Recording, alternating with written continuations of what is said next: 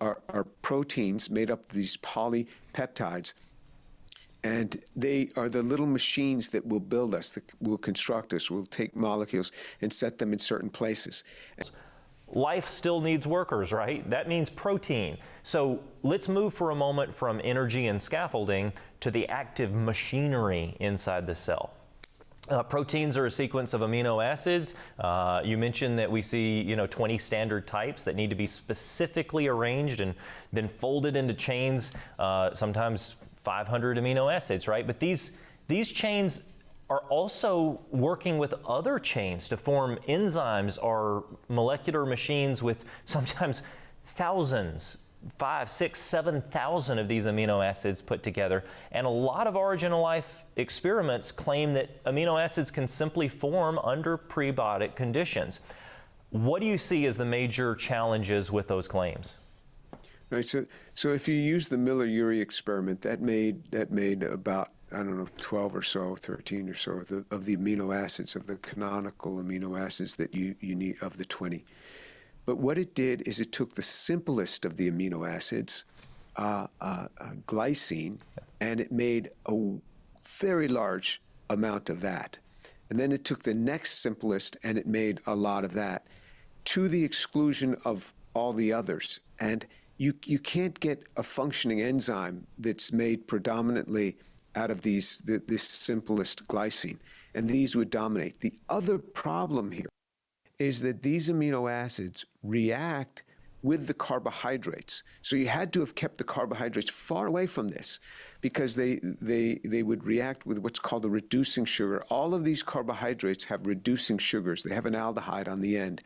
And these amino acids have an amine. That's why they're called amino acids.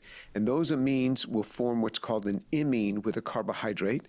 And then you get dehydration and you get this Maillard reaction and you get this decomposition. And everything starts forming these polymers which are unusable.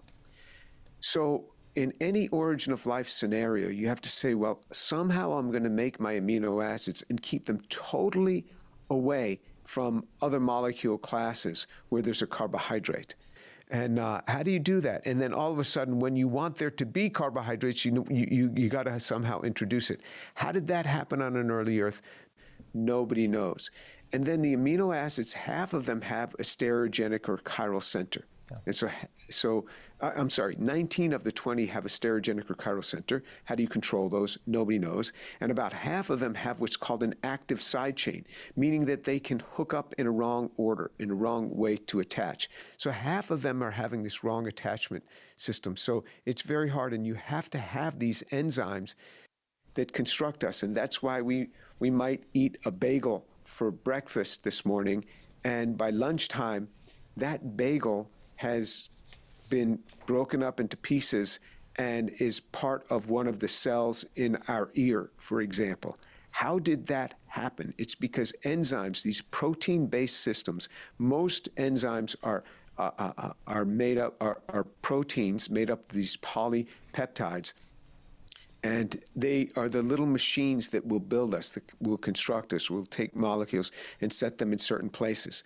And so you have to be able to have these and have these right. We have no idea how these things form. And plus, they have a code. They have an order that they have to be in order to be able to carry out the function that they need. It's not just a random sequence. It's a very specific sequence, which causes it to fold in a very specific manner that has an active site where that analyte molecule can go into and react with it. And then there's many enzymes that need coenzymes, that by themselves, they don't work alone.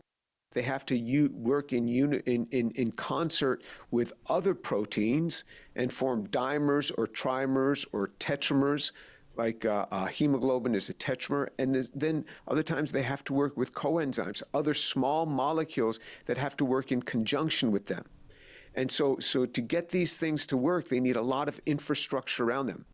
Nobody knows how all this came together. And remember, you can't have two lines of evolution going on, two lines of chemical changes going on in molecules that are disparate in the earth. These coenzymes have to be right there in place with the enzymes. And remember, these enzymes aren't going to last long. If you happen to have just by randomness. If an enzyme happen to form, how does it fold up into the structure it needs to? Most of these need what are called chaperones, other enzymes to help them to fold properly. So in other words, if you have a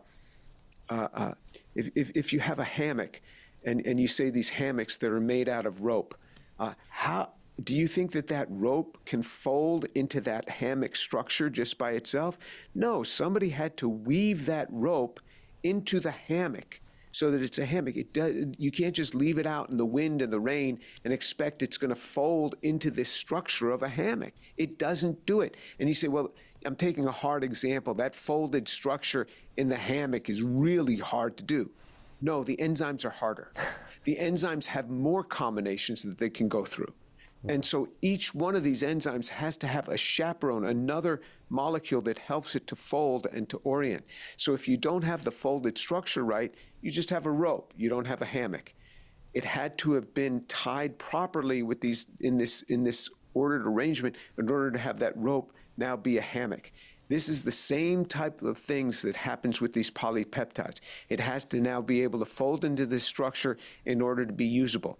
How does this happen? Nobody knows. And if you just say it folded by randomness, if it were just 100 amino acids long, there's not enough time in the universe, in the 14 billion years predicted for or estimated for there to be a universe, there's not enough time for that to have randomly tried the combinations to fold right. It would still be thrashing about today. But plus, it only remains in water for a matter of days.